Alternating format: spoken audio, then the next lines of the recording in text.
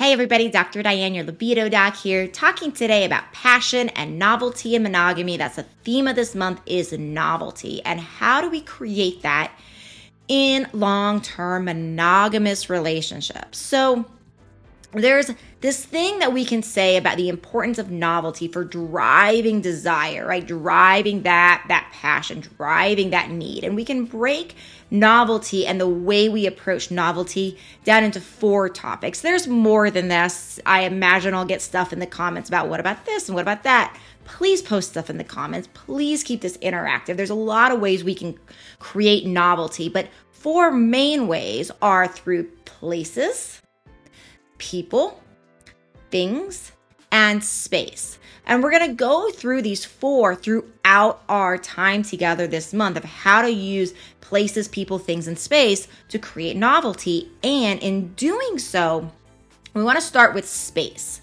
So space means allowing for that desire to miss, but also coming and intentionally coming back together.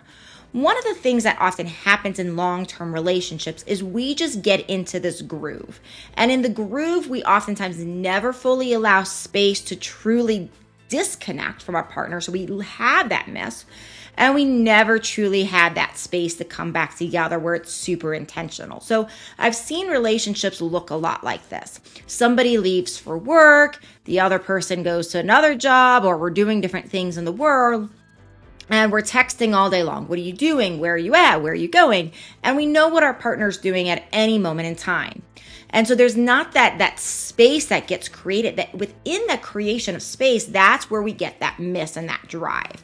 So when we're constantly checking in on a partner, and it can be due to just desire to stay connected or a attachment that's not as secure, could be due to those types of things. But when we don't create that level of miss, then what happens is we come back, and oftentimes there's not like a super intentional space that is created. We get home, we're just going through the day, we're taking care of the tasks, we're making dinner, we're cleaning up, we're taking care of kids, we're getting ready for the next day.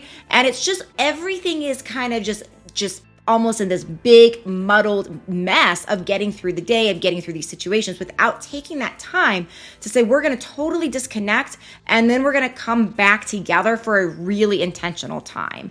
And I get it with the overarching duties of living and of taking care of oneself and of getting exercise and taking care of family and working and all the things, right?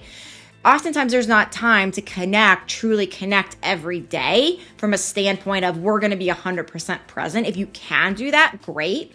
But if you can't, even intentionally taking time a couple times a week, right? If that feels like too much, at least once a week to say, okay, we're going to take time. We're going to put our phones down. We're not going to really text much today. Right? We're going to allow for that space and that miss. And then when we come together, we're going to spend an hour really coming back together and deeply connecting. So it's really about that space, because dopamine is that hormone that drives desire. Well, dopamine, like the relationship or the way I explain dopamine oftentimes is like desiring that piece of chocolate cake or that glass of wine, right? So if we're excited to get together with friends and have that glass of wine, if we plan something on a Friday a week from now, that gives us all week long to increase that dopamine, which is that hormone that is about motivation, about I'm so excited to hang out with my friends on Friday. Versus if we plan something last minute with our friends, then we don't have that level of dopamine. We don't have that level of drive. Not saying we're not still excited, not saying we won't still have a good time, but from a dopamine and reward, that dopamine, which is that drive, that pleasure, that motivation hormone, is really created when we have space enough to create that longing. That increases dopamine. And then we get our longing met, that increases dopamine. So we want to make sure we're having that space of like, wow, I'm so excited to talk to my partner later tonight. I'm so excited to tell them about this. And that space in the day or in a couple of days, that space is allowing for that whole miss. And it doesn't work very well if we don't have that point of coming back together and really connecting, right? So it's about that space and that return, that disconnect and that reconnect, right? Going away, coming back together. That is really important in the context of monogamy and of creating that novelty, because again, novelty in part is about that brain chemistry of drive and desire. So that space, that disconnect, that reconnect is really what is driving that. So please subscribe to this channel. Again, this is the month on novelty and monogamy. We're going to be talking a lot more about this.